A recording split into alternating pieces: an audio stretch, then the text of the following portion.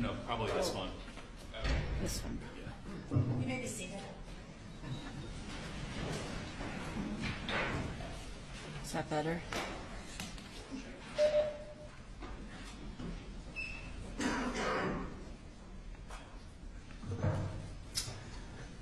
think it's So turning to the motion for directed verdict.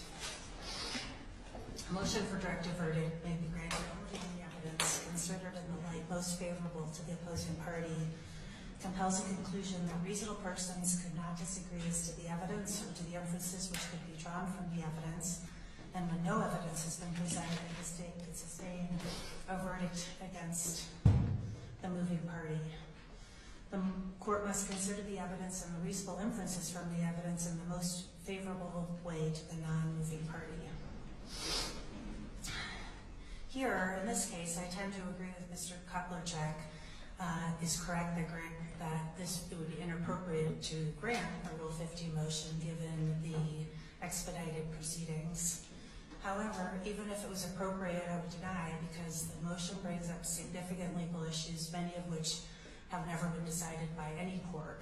For instance, essentially one of President Trump's arguments is that the First Amendment displaces the 14th Amendment, or at the very least, the court needs to interpret the 14th Amendment with a First Amendment overlay.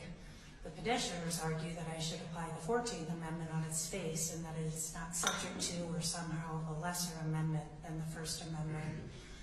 There is clearly a conflict. On the one hand, you have people in the 1800s being disqualified for writing a letter to the editor. Clearly speech. On the other hand, you have a body of law holding the standards for finding incitement are very high, and the speech needs to be very specific. The court is not prepared today to reconcile those two bodies of law.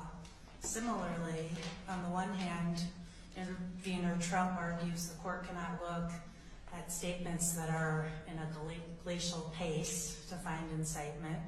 However, the petitioners argue that I can look at those statements for context and to infer intent, and a plan for incitement they contend was caused by the January 6th speech.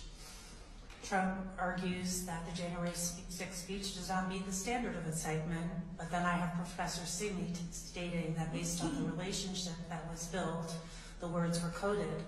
Petitioners argue in inciting cases that the courts will look at the coded language when determining incitement.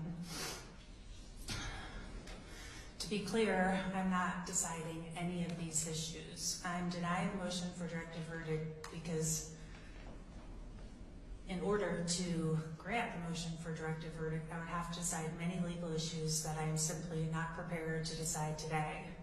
Further, I think I will be better informed to decide the legal issues when I have more of a factual context, which I expect I will have after the presentation of intervener's case. So I will address the First Amendment issues brought up in your motion for directed verdict when I make my final findings of facts, conclusions of law, and all the other legal arguments that I need to decide between now and then.